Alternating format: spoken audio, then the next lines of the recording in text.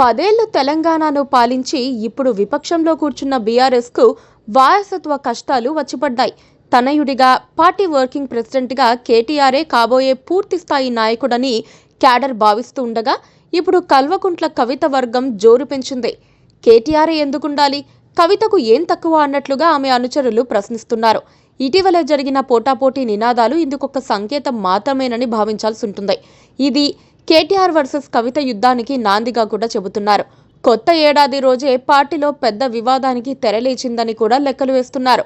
పార్టీలో number 1, number 2 అని talk ఉన్న కేసీఆర్ కేటీఆర్ విషయంలో ఓవైపు కమిషన్ల విచారణలు, మరోవైపు నోటీసులతో బీఆర్ఎస్లో అంతా గజిబిజిగా ఉండగా ఇంతలో సొంత పార్టీలో కవిత వర్సెస్ కేటీఆర్ మధ్య పొజిషన్ వార్ సాగుతుందా అన్న చర్చ తెరపైకి రావటం తీవ్ర సంచలనంగా మారుతోంది. పార్టీలో కాబోయే సీఎం అంటూ ఇటు కవిత అటు కేటీఆర్ అనుచరులు స్లోగన్స్ ఇవ్వటం హాట్ టాపిక్ అవుతోంది. అసలే అనేక కష్టాలతో సతమతమవుతోన్న కారు పార్టీలో గతంలో ఎన్నడూ లేని ఈ కొత్త సంస్కృతి ఇప్పుడు క్యాడర్ను మరింత కన్ఫ్యూజన్కు గురి చేస్తోందనే టాక్ నడుస్తోంది.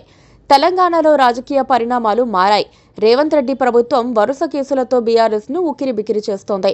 ఫార్ములా ఈ రేసు ఇప్పుడు కీలక ఘట్టానికి చేరుకుంది. రేపో మాపో ఓఆర్ఆర్ కేసు బయటకొస్తుంది. వాటిని ధైర్యంగా ఎదుర్కోవాల్సిన బీఆర్ఎస్ నేతలు ఇప్పుడు వారసత్వ పోరుపై ప్రత్యేక దృష్టి పెట్టారా అన్న అనుమానాలు కలుగుతున్నాయి. కవిత, కేటీఆర్ ఎవరి ప్రోగ్రామ్స్లో వారు సీఎం అనే నినాదాలు హోరెత్తుతూ ఉండటం ఇప్పుడు రాజకీయ వర్గాల్లో ఆసక్తిగా మారుతోంది. ఇటీవలే నిజామాబాద్లో ఎమ్మెల్సీ కల్వకుంట్ల కవిత పర్యటించారు. ఆ సందర్భంగా అక్కడ నాయకులు కవిత సీఎం అంటూ పెద్ద ఎత్తున నినాదాలు చేశారు. తెలంగాణ భవన్లో జరిగిన ఒక కార్యక్రమంలో కేటీఆర్ అనుచరులు ఆయనకు అనుకూలంగా నినాదాలిచ్చారు.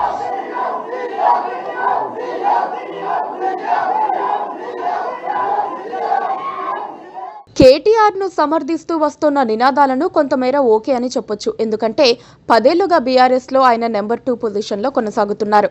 కవిత ఇప్పుడు కొత్తగా కర్చీఫ్ వేశారని మాత్రం అనుకోవాలి. ఢిల్లీ లిక్కర్ స్కామ్లో బెయిల్పై విడుదలైన తర్వాత కవిత కొంతకాలం వ్యూహాత్మక మౌనం పాటించారు. ఇప్పుడు ఆమె మరింత క్రియాశీలంగా మారే ప్రయత్నంలో ఉన్నారు. తరచూ సభలు, సమావేశాలు నిర్వహిస్తున్నారు. రేవంత్ రెడ్డి ప్రభుత్వంపై ఓ రేంజ్లో విరుచుకుపడుతున్నారు.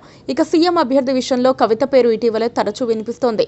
జైలుకు వెళ్లిన వారే సీఎం అయితే అందులో కేటీఆర్ కంటే ముందు వరుసలో కవిత ఉంటారని ఇటీవలే సీఎం రేవంత్ రెడ్డి సైతం కామెంట్ చేశారు. ఈ నేపథ్యంలో తెలంగాణ భవన్లో కేటీఆర్ సీఎం అంటూ నినాదాలు చేయటం వెనక పార్టీలో ఏం జరుగుతోందనే గుసగుసలు జోరందుకున్నాయి. కవిత దూకుడిని కేటీఆర్ తట్టుకోలేకపోతున్నారా అన్న ప్రశ్నలు కూడా తలెత్తుతున్నాయి. ఏది జరిగినా మాజీ సీఎం కేసీఆర్ మాత్రం మౌనంగా ఉండటం మరిన్ని సమస్యలకు ఆజ్యం పోస్తోంది. ఎవ్వరిని నిలువరించకుండా మీ ఇష్టం వచ్చినట్లు చేసుకోపోండి అంటున్నట్లుగా ఆయన తీరు ఉందని బీఆర్ఎస్ వర్గాలు గుసగుసలాడుకుంటున్నాయి. పైగా క్యాడర్ రెండుగా విడిపోయిన పక్షంలో సోషల్ మీడియాలో పోటీ పెరిగే అవకాశం ఉంటుంది. దీన్ని కాంగ్రెస్ పార్టీ అడ్వాంటేజ్గా తీసుకుని ఒక ఆట ఆడుకునే వీలుంటుంది. బీఆర్ఎస్ నేతలు కొట్టుకోవటమే కాంగ్రెస్ పార్టీకి కావలసిన అంశం. ఆ సంగతి అర్థం చేసుకోకుండా బీఆర్ఎస్ కుటుంబం ఇదే వైఖరిని కొనసాగిస్తే కష్టకాలమే అవుతుంది.